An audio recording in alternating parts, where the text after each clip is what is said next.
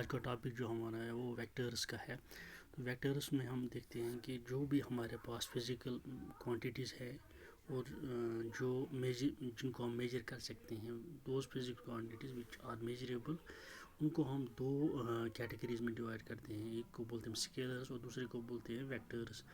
सो scalars क्या होते हैं? स्केलर्स वो फिज़िकल क्वांटिटीज़ होती है जिनका सिर्फ मैग्नीट्यूड होता है, जैसे हमारे पास मास है, लेंथ है या टाइम है।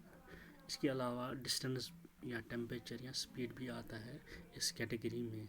तो इसमें क्या होता है कि ये जो फिज़िकल क्वांटिटी है, इसके साथ इसको असाइन किया होता है, इसका न्यूमेरिकल वैल्यू होता है और उसके साथ उसका स्पेसिफाइड यूनिट होता है। सपोज़ अगर हमारे पास डिस्टेंस है तो हम उसको लेंथ के साथ जो लेंथ है उसको मीटर्स में लेते हैं, या उसका लोअर यूनिट होगा तो सीजीएस में लेंगे तो सेंटीमीटर्स लेंगे।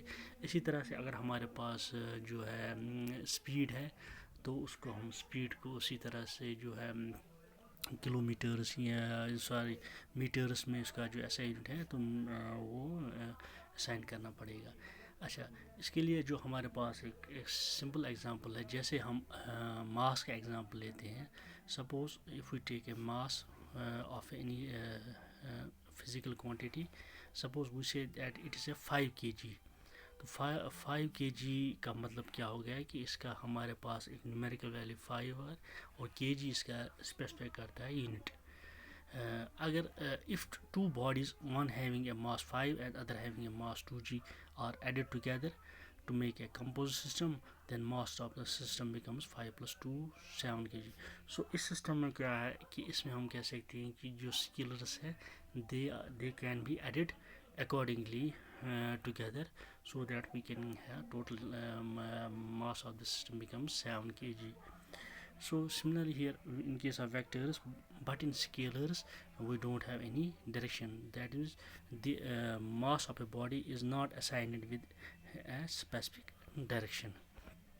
Second one is vectors। vectors क्या है? वो फिजिकल क्वांटिटीज़ है जिनका मैग्नीट्यूड है एंड उनकी डायरेक्शन भी है, और उसके साथ साथ उनको हम ऐड भी कर सकते हैं बाय जो गवर्न कर सकते हैं दिस ट्रायंगुलर रूल के अकॉर्डिंग में, जो उनको हम बोलते हैं वेक्टर्स। जैसे इसमें एग्जांपल्स क्या आता है? वेलोसिटी, डिस्प्लेसमेंट है, फोर्स, इलेक्ट्रिक फील्ड, यहाँ मैग्नेटिक फील्ड आ सकते हैं।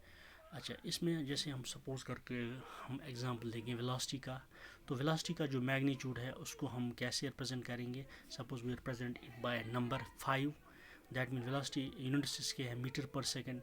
एंड इससे क्या हमें पता चलेगा? It will tell us that how a particle is moving, that means 5 meter per second shows that a particle is moving।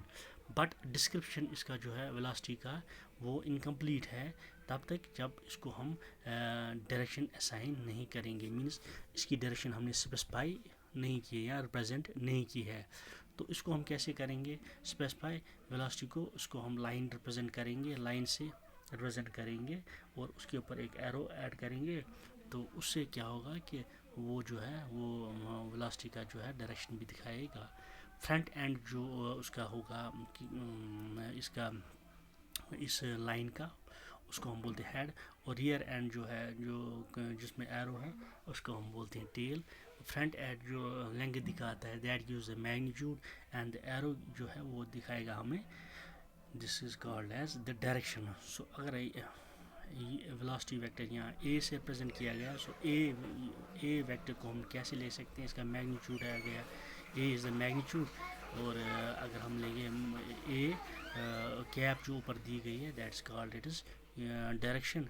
सो इसी तरह से वेलोसिटी को हम प्रेजेंट करते हैं in terms of resultant velocity A C, that is A B plus B C is given by the result velocity A C.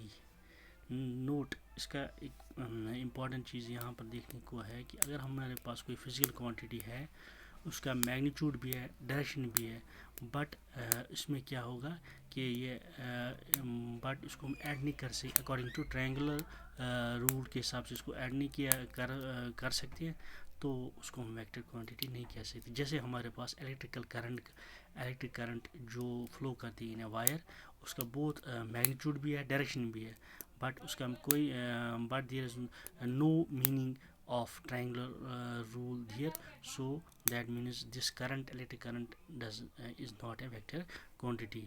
Vectors में एक और है कि इसके जो है इसको हमने दो ग्रुप्स में क्लासिफाई किया है। एक को हम बोलते हैं पोलर वेक्टर्स और दूसरे को बोलते हैं एक्सियल। पोलर वेक्टर्स कौन से होते हैं? जो किसी पॉइंट से ऑरिजिनेट होते हैं, जहाँ इनका पॉइंट ऑफ एप्लीकेशन जहाँ से ये प्रोड्यूस होते हैं। जैसे हमारे पास वेलोसिटी है तो इसका कोई फिक्स्ड पॉइंट होगा जहाँ से ये एप्लीकेबल है, या मोमेंटम है, या फोर्स इस कैटेगरी में आते हैं। और वेक्टर्स जैसे हम कहेंगे angular velocity, angular momentum, torque है, और उनका क्या है, उनका पॉइंट ऑफ एप्लीकेशन नहीं है, बट उनमें क्या है कि they have a rotational effect, means they produce a rotational effect. तो उनको या उनका जो है हम ऐसे कहेंगे कि वो किसी फिक्स्ड एक्सिस के एक्सिस जो है उसके ऊपर वो रोटेट करते हैं, that means they have fixed axis of rotation, तो उसको हम बोलते हैं एक्सियल वेक्टर्स। सो वेक्टर्स दो प्रकार के आ गए, एक तो आ गया जो पोलर वेक्टर है और दूसरा आ गया एक्सियल वेक्टर। Thank you.